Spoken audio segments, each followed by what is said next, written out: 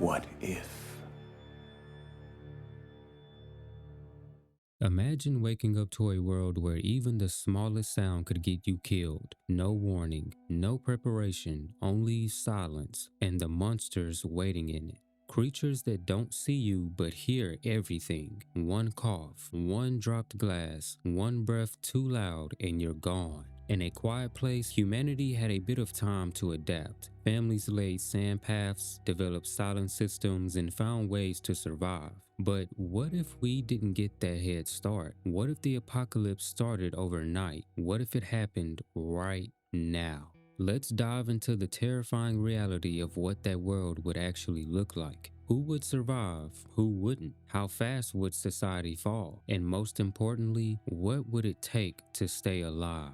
Let's just say it starts at 2 a.m. Somewhere out there, unknown to anyone, creatures emerge. Not from a lab, not from legend, just there, out of thin air. And before morning hits, several cities go dark. They're fast, brutal, armored, blind, and they hunt by sound, even the tiniest of it. You close your fridge too hard, you're dead. Your phone vibrates, dead. Your pet barks, you're both gone. By sunrise, communication is gone. Emergency broadcasts stop mid-sentence. News anchors vanish on the screen. Sirens are death sentences. Firefighters, paramedics, police, people trained to act fast and loudly are the first to go. Hospitals descend into chaos. Screams echo through sterile and clean hallways, bringing death to every floor. Elevators ding, monitors flatline, lives are ended. And the cities, they truthfully become echo chambers of death. Screeching tires, panicked voices, one chain reaction of noise, and an entire city block is wiped out. By mid-morning, cities like New York, Tokyo, and London are empty tombs, to be honest.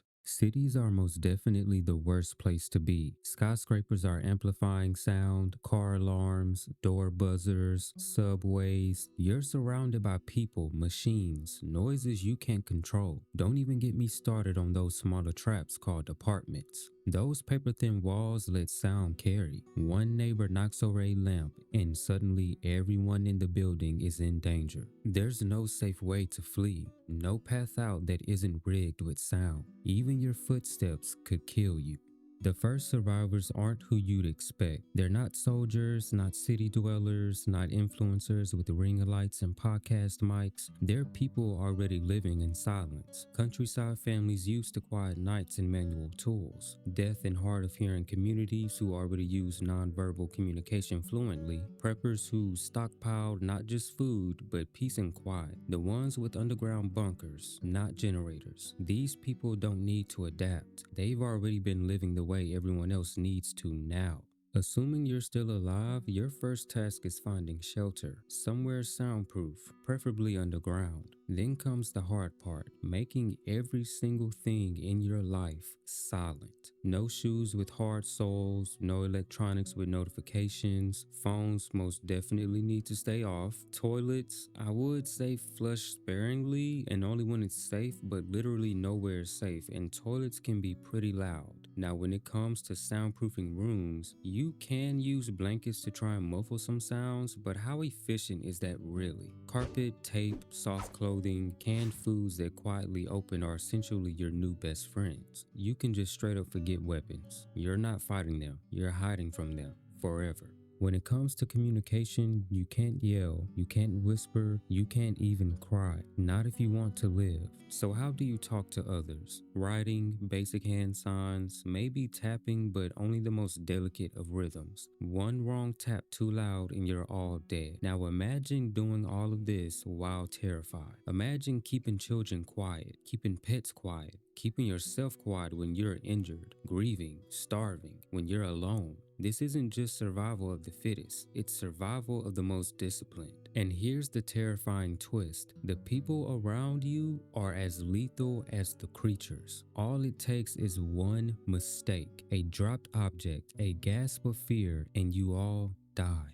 Now here's the part that truly hits. In a quiet place, people had a bit of time to learn, to build, and to adapt. We see people realize that the creatures hunt by sound and do their absolute best at being quiet. But this isn't a movie. This is real life. Most of us wouldn't be able to go completely mute after seeing people cut down by a creature we've never even seen before. But what if this happened tonight, right now? Could you survive? Could you mute your phone in time? Turn off every device? Walk without creaking a floorboard? Could you get your snoring family silent in under 30 seconds? Could your neighbors do the same? This apocalypse doesn't just kill you, it tests you every hour, every moment, every reflex. Most people wouldn't last 10 minutes. Alright, let's break down your odds. Now, the most survivable places are going to be remote cabins far from those loud cities, underground bunkers, as well as the death angels aren't really going to break through all the concrete and steel protecting them.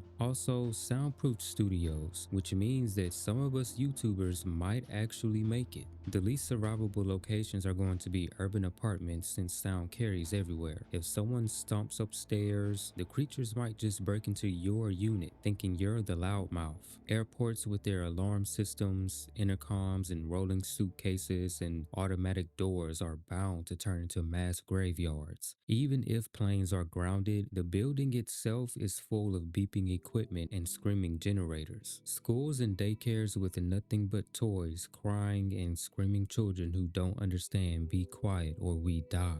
It's not just about being quiet. It's about everyone around you staying quiet too. You might last a day, a week if you're lucky and alone. But long term, only the most silent, most isolated, and most prepared stand a chance. Let's be generous here. Your odds of surviving the first week? 1 in 500,000. This is a world where quiet is living and silence is impossible. We live in a world designed to be noisy. We fill silence with sound, music, conversation, machines. We've never had to shut up to survive. But in this nightmare, silence is the only thing keeping you alive.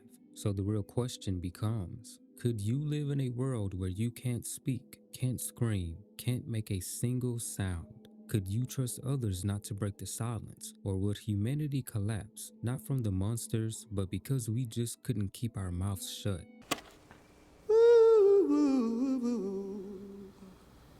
And I'm feeling good. If you like this breakdown, hit that subscribe button for more nightmare scenarios and apocalyptic what ifs. Comment what's the one sound in your life that would get you killed instantly. I know for a fact it would be my phone, as I'm always having something play in the background to help me sleep. This has been BleakReels. Stay quiet, stay alive, and I'll see you in the next one.